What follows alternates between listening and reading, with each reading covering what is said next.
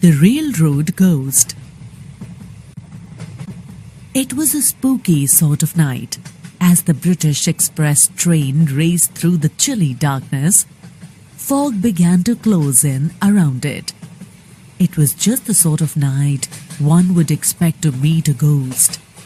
And that's exactly what happened.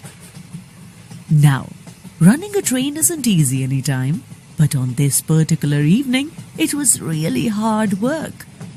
Fog pressed in on the speeding train from all sides, like thick folds of heavy black velvet.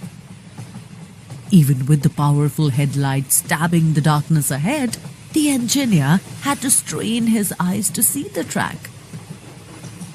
He was very much annoyed at the fog, because today of all days he wanted to make a record run. And the reason was that, in addition to the several hundred passengers he was carrying, there was also Queen Victoria, the great-great-great-grandmother of the present king. Suddenly, a horrified gasp escaped his lips. Dead ahead, and outlined in the brilliant beam of the engine's headlamp, a figure in a black cloak stood in the middle of the tracks, waving its arms frantically.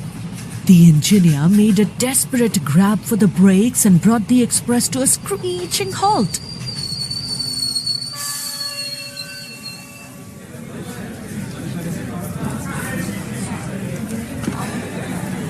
After quieting the excited and frightened passengers, the train men got out to investigate.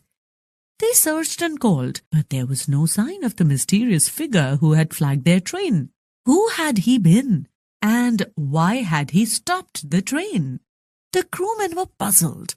They decided someone had been playing a joke.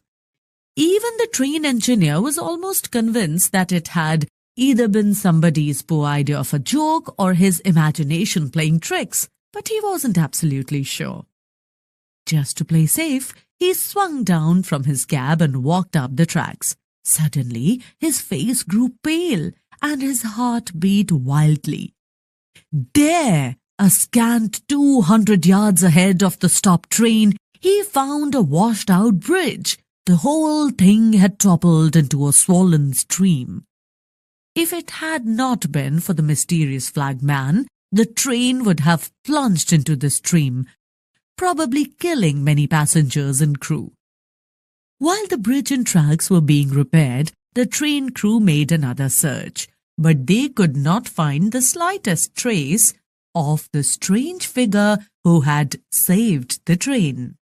And not until the train reached London safely was the mystery solved. Lying at the base of the locomotive headlamp, the engineer found a huge dead moth. Now most people would have brushed the insect off and thought no more about it.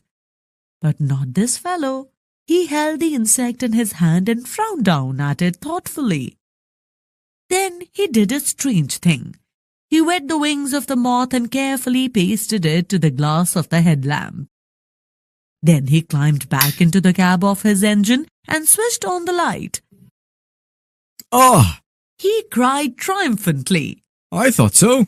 For as the bright beam stabbed ahead into the darkness, there appeared once more the phantom the engineer had seen earlier. But now the arms weren't waving wildly, they were still. Yet the mysterious rescuer had been this huge moth. Somehow, in the few seconds before the train reached the wrecked bridge, it had flown into the beam of the headlight. And because in the dense fog the trapped insect had resembled a cloaked figure waving its arms, an entire train and many lives had been saved. Later, when Queen Victoria was told of the strange incident, she smiled and shook her head. "It was no accident. Of that I'm sure. It was God's will." So if you are ever in London, go to the Museum of Natural History and ask to see the Victoria moth. You will be shown a huge moth which is enclosed in a glass case. That will be the life-saving messenger from God that Britons call the Phantom Flagman.